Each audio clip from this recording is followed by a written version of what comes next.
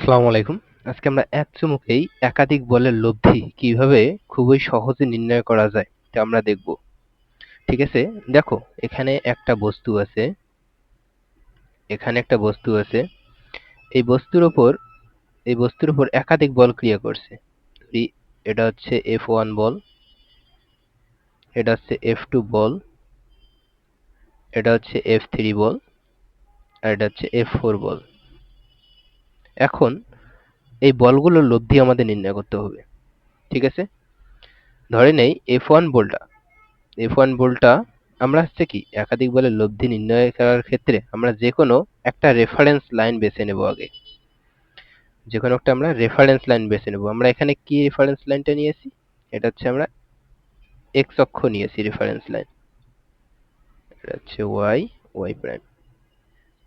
কেন ভাই রেফারেন্স লাইনটা এক্স অক্ষ বাদে অন্য কিছু নেওয়া যাবে? অবশ্যই যাবে। তুমি F1 ভেক্টরটাও নিতে পারতা বা F2 ভেক্টরটাও নিতে পারতা রেফারেন্স লাইন। ঠিক আছে?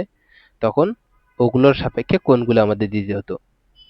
এখন দেখো ধরি F1 ভেক্টরটা পজিটিভ এক্স অক্ষের সঙ্গে θ1 কোণ উৎপন্ন করে, F2 ভেক্টরটা পজিটিভ এক্স অক্ষের সঙ্গে θ2 কোণ উৎপন্ন করে এবং এবং F3 ভেক্টরটা পজিটিভ এক্স অক্ষের সঙ্গে θ3 কোণ উৎপন্ন করে এবং এই F4 ভেক্টরটা পজিটিভ এক্স অক্ষের সঙ্গে θ4 কোণ উৎপন্ন করে। আমরা অবশ্যই অ্যাঙ্গেলগুলো পজিটিভ নিলাম। নেগেটিভও নিতে পারতাম। সেটা কি কেমন হবে আমরা একটু পরেই দেখব। ঠিক আছে? এখন আরেকটা জিনিস আমাদের এখানে ধরতে হবে। তুমি যেকোনো দিকে এদের লব্ধি ধরে নিবা। ধরি এদের লব্ধি এইটা। এদিকে কাজ করতেছে। ক্লিয়ার? এটা হচ্ছে এদের লব্ধি। এদের লব্ধি ধরে নেই আর।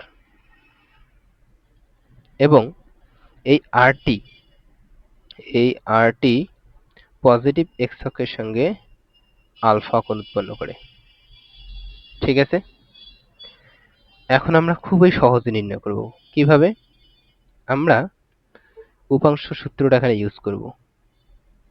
উপাংশ সূত্র। দেখো কিভাবে আমরা নির্ণয় করতে পারি। তুমি আর লব্ধিটা নিছো না? পজিটিভ এক্স অক্ষের সঙ্গে আলফা কোণ উৎপন্ন করছে। তুমি জাস্ট একটা ইকুয়েশন আগে নির্ণয় করবা আর cos আলফা। এটা সমান হবে F1 cos θ1 F1 cos θ1 plus F2 cos θ2 অর্থাৎ পজিটিভ এক্স অক্ষের সঙ্গে θ2 কোণ উৎপন্ন করে F2। এজন্য হবে F2 cos θ2 plus F3 cos θ3 F3 cos θ3 plus F4 cos θ4 F4 cos θ4। যদি আরো বল থাকতো এভাবে চলতেই থাকতো। তুমি একটা ইকুয়েশন নির্ণয় করছো না? এখন তুমি এই ইকুয়েশনটা cos এর জায়গায় জাস্ট সাইন বসায় দিবা। তাহলে কি হবে? R sine alpha equal to cos এর জায়গায় আমরা sine F1 sin θ1 plus F2 sin θ2 plus F3 sin θ3 plus F4 sin θ4। এটা তুমি ২ নম্বর সমীকরণ দাও। এখন তুমি কিভাবে সলভ করবা জিনিসটা? দেখো সুন্দরভাবে একটা কনসেপ্ট এখানে আছে। তুমি কিভাবে সলভ করবা? তুমি এক কাজ করো। ১ এর উপর স্কয়ার প্লাস ২ এর উপর স্কয়ার এটা দাও। তাহলে কি হবে এখানে R square cos square alpha plus R square sin square alpha. আমরা যদি আর স্কয়ার কমন নেই এখানে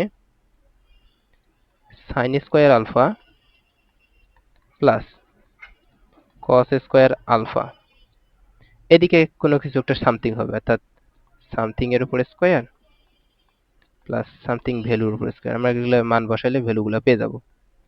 এইদিকে একটা ভ্যালু পাবো। দেখো এখানে sine square alpha cos square alpha এই মানটা হচ্ছে কি 1 না? এখান থেকে তুমি কি করতে পারবা, আর এর মানটা বের করতে পারবা, root over something.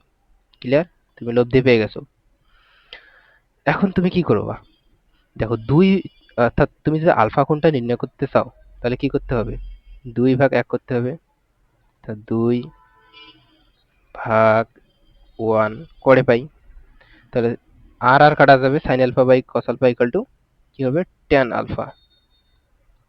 tan alpha equal to উপরে একটা মান থাকবে, নিচে একটা মান থাকবে। এখান থেকে তুমি কি বের করতে পারবা, আলফার মানটা বের করতে পারবা। ক্লিয়ার? তুমি অ্যাঙ্গেলও পেয়ে গেলা, কোণও পেয়ে গেলা। এখন তোমার মনে একটা প্রশ্ন জাগে ভাই, যে আমরা এখানে এক্স অক্ষের পজিটিভ দিকের সঙ্গে কোণ নির্ণয় আমরা ধরে নিয়েছি এগুলা, θ1 θ2 θ3 θ4, আমরা এক্স অক্ষের নেগেটিভের সঙ্গে ধরতে পারতাম না? অবশ্যই। তা ধরো, মনে করো একটা ধরে নিলাম যে এইটা তোমার, অর্থাৎ F4 ভেক্টরটা এক্স অক্ষের নেগেটিভ দিকের সঙ্গে কি ধরে নেব, বিটা কোণ উৎপন্ন করে।